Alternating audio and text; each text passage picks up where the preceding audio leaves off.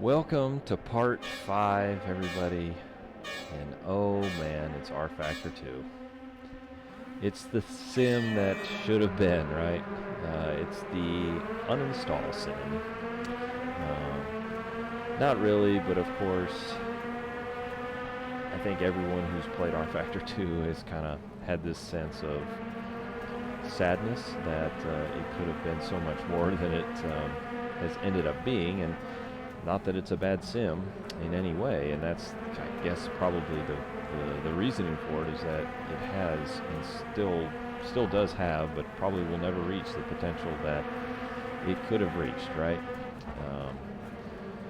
With Studio 397 now focused on Le Mans Ultimate and obviously motorsport games trying to make it in this, competitive world, and their focus is somewhere else, right?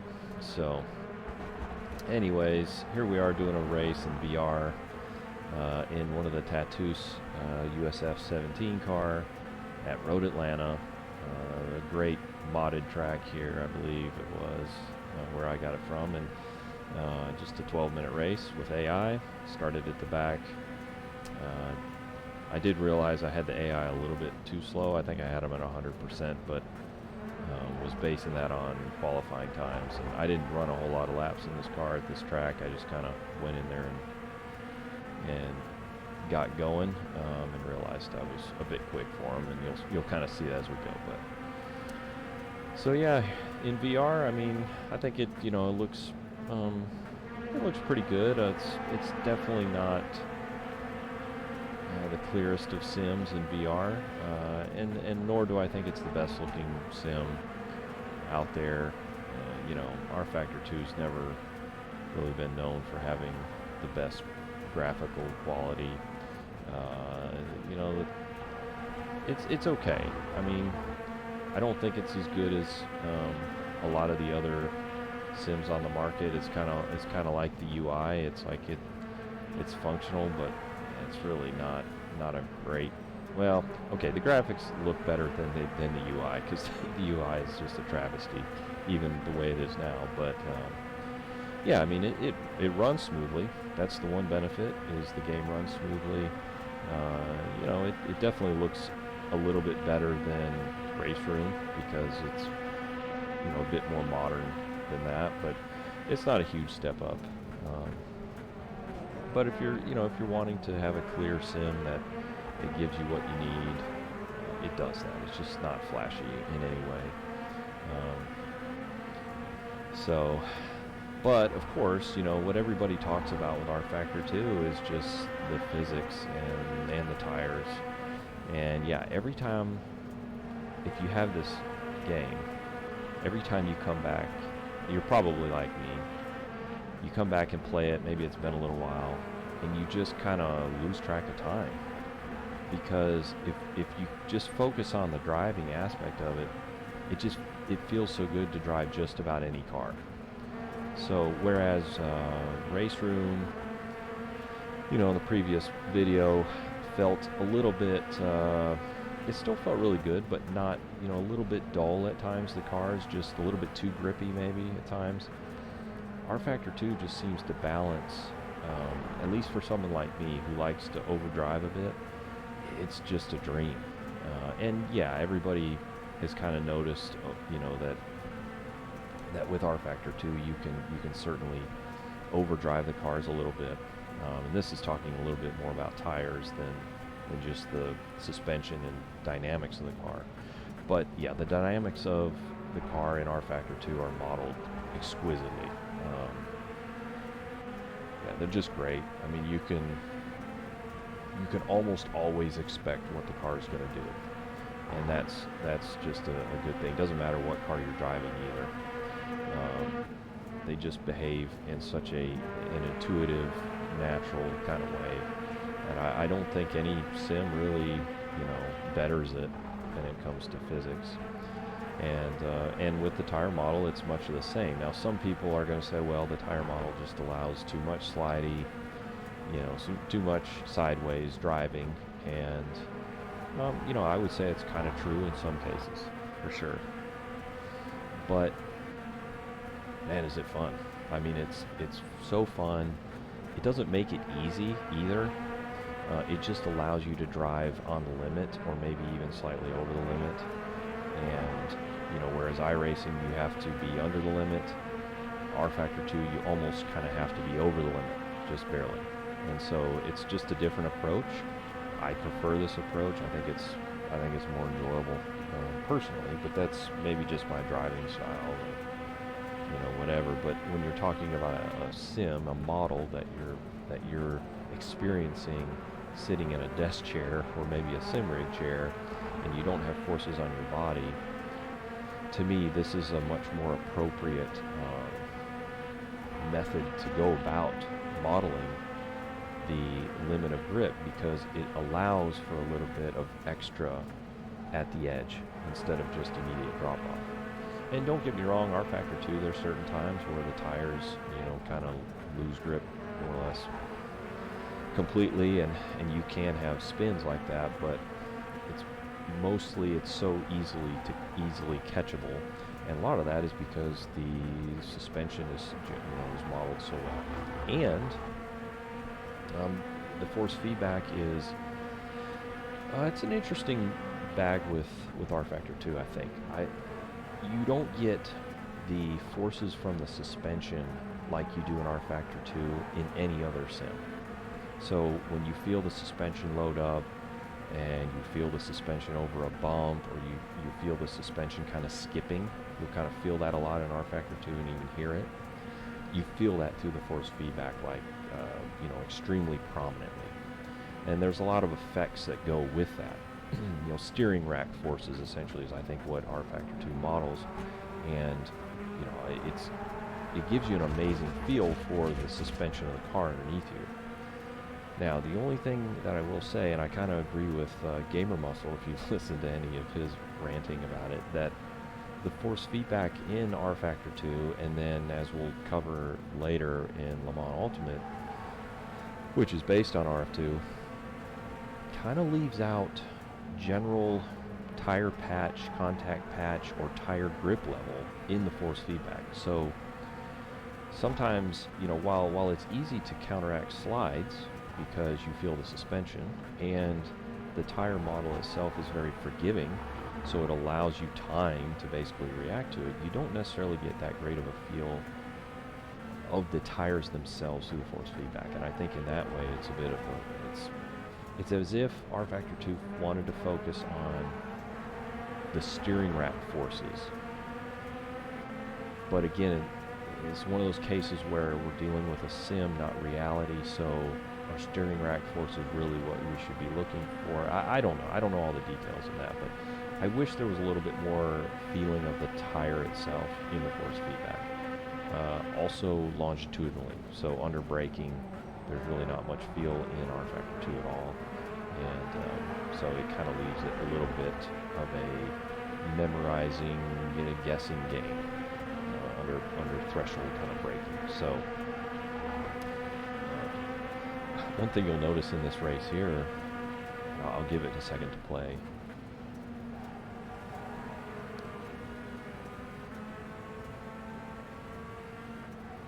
Okay, now you can hear my car.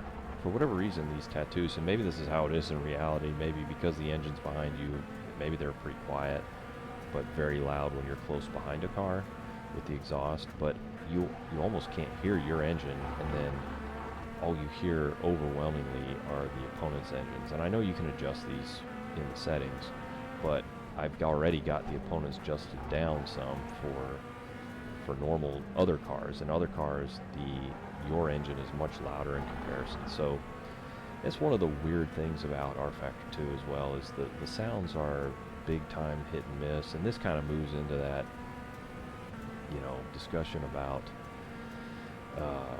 content and things like sound quality through the content, and just car model quality and track quality through the content. So obviously RF2 has a lot of content available because there's a lot of paid content within the sim that they've released, especially in the last 4 or 5 years. And then there's a lot of legacy old content from the the Ritza days.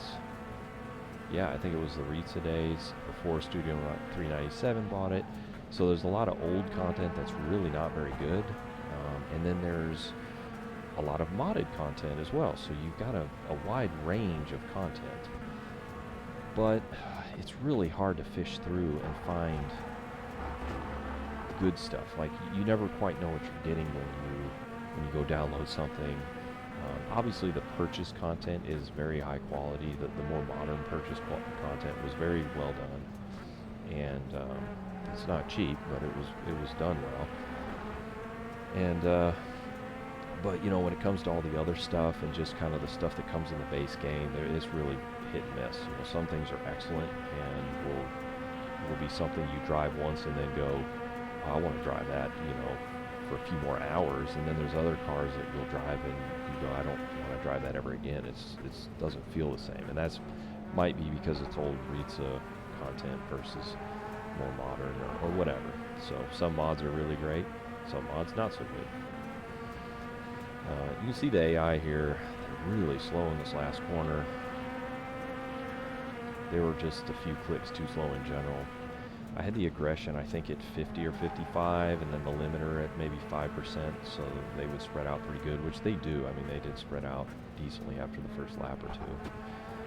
The AI is good in rFactor 2 for the most part. You gotta kind of mess with the aggression settings, and then of course, like any sim, you've got to adjust the difficulty.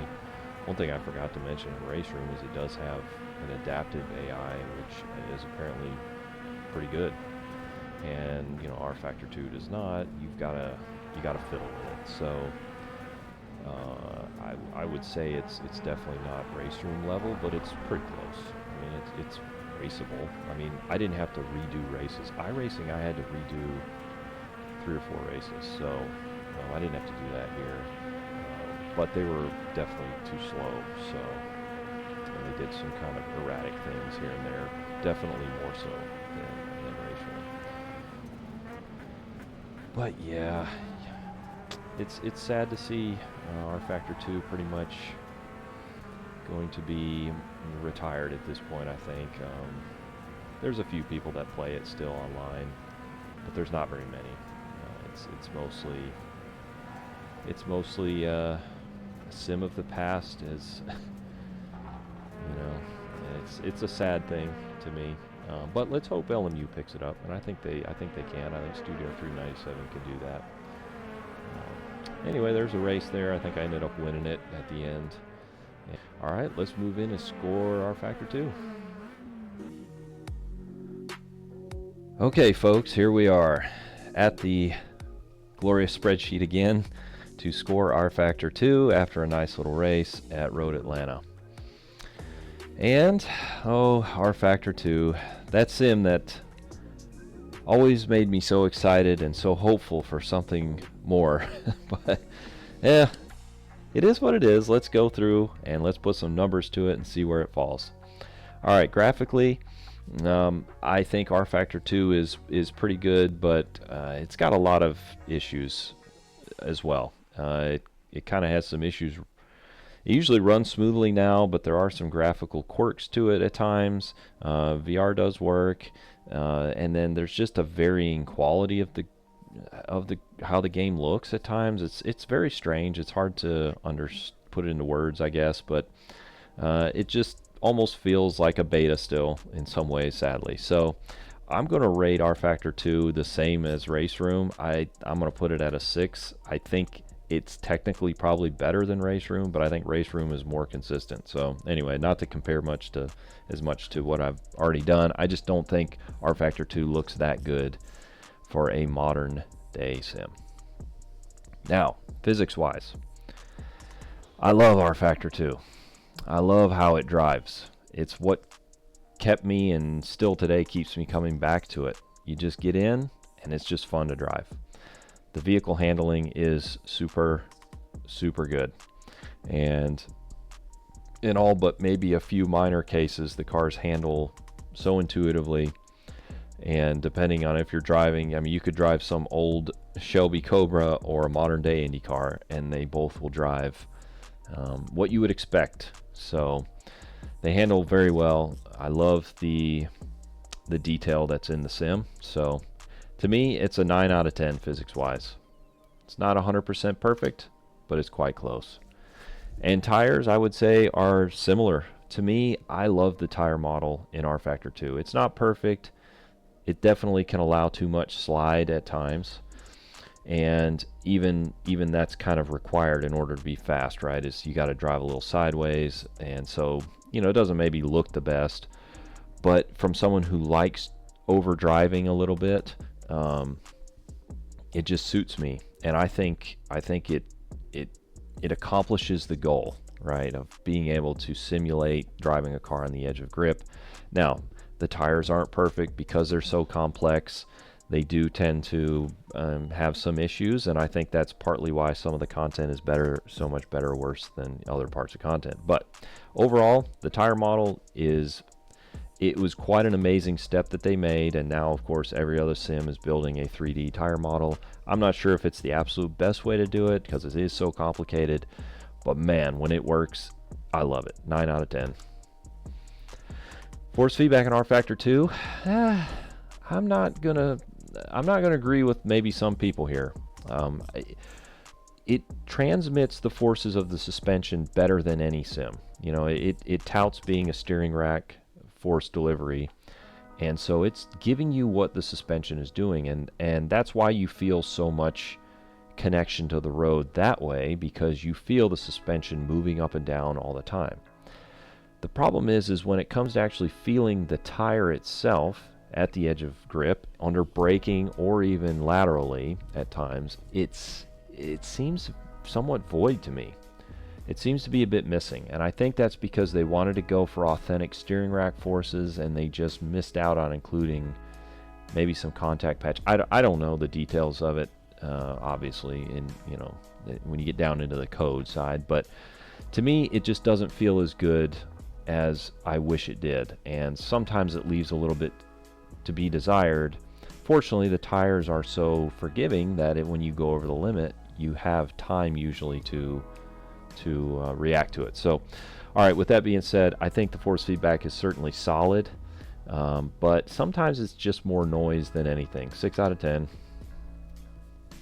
All right, sounds in rFactor 2, kind of hit and miss. Some of the cars sound really bad, like you could go drive the Radical and it's so annoying, and it sounds very tinny, and just you can tell they didn't spend a whole lot of time. And then the modern content might sound really good, like I drove the Cadillac hypercar, and that car sounds amazing. So it's hit and miss again. I think it's pretty good overall, but not great. So somewhere in that 7 out of 10.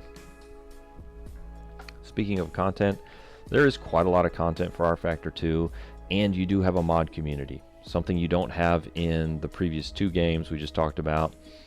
You have modding, and of course you got a varying level of quality with that, but there is a lot of mods available for RF2 that have kind of been ported from RF1 or other similar, AMS1 or whatever. So there's a lot of content available, and there's a lot of content to purchase as well. So I think that you would have no issues finding what you want in RF2. It also has karting if you want to do karting, and it does actually do oval racing somewhat okay. So 8 out of 10 is pretty good here. Not perfect, but pretty solid. For AI and single player, one thing, RF2 never got an offline championship, I don't believe. So you can really just run single races. The AI is good. I think it's definitely raceable, and one of the best things about RF2 to me, and this translates into the multiplayer, is that car contacts they're handled very well. They don't do weird things to the cars almost all the time. You kind of just, the AI don't dart off the track if you bump them, and they can bump you, so you can do a little bumping and it doesn't disturb cars too much. So that allows for you to race the AI a little bit better. There also is a AI limiter and aggression setting, which I think works well. So Yeah, it doesn't have all the features. Again, it's lacking a bit in features, but the AI is really solid how it is. So I'm going to give it an 8 out of 10 here. And, probably most sad of all is that rFactor 2 is essentially almost a dead game at this point. I don't want to say it's dead, but most people that were playing this are now going to play LMU, and they already are. Or they've moved to AMS2 or ACC or, any number of sim that does, even Race Room, any other sim that has a better player base. And so, yeah. And then, of course, Max's comments didn't help, so there's just been a lot of bad press, and people have just kind of, I think, finally said we're out, and everyone sees the writing on the wall that RF2 is not really going to get developed anymore, with LMU being released. So I'm going to say it's a 4 out of 10. You can find a race, and you might even find a ranked race, but it's going to be just a handful of drivers most of the time. And speaking of that, there is a ranking system in rFactor 2, finally. It was a predecessor to what they put in LMU, but it was really too little too late. I don't really like how they did these weird symbols for the ranking instead of just, class colors or whatever and numbers like they did in LMU. At least they fixed it for that. But there is a ranking system there. There are ranked races that run pretty much every hour, and then other weekly races. But at this point, you're going to have a hard time finding anybody that's there. So I'm going to give it a 9 out of 10 because it technically is there, but it's just too little too late. And then cost-wise for rFactor 2, this sim's too expensive at this point. Again, for what it is, it's just too expensive. I think I saw a pack where they actually do sell everything now. You can buy a pack of everything, and it's over $200. It's like $216 or something. So, yeah, unfortunately, if you buy content for this, you're most essentially going to be racing offline. So, the content for purchase is good, but it's just priced too high. Now, you can just buy the base game and go download mods, and so I think in that sense, the cost is better than, say, an average AAA $60 game, because you can get this for less than that. So I'm going to give it a 6 out of 10. It's not great, but you can get in and purchase it and then just do mods if you want to do that. So, all right, well, rFactor 2 comes in with a 72. So sad, so disappointing in one hand. But at the same time, I think we're all just kind of ready to move on, right? rFactor 2 is just not really going to develop probably to be much more than what it is now. And it's got amazing physics and an amazing tire model, in my opinion. And it's about where it ends, unfortunately. So if you want to go drive a car and just have fun doing that, you certainly can.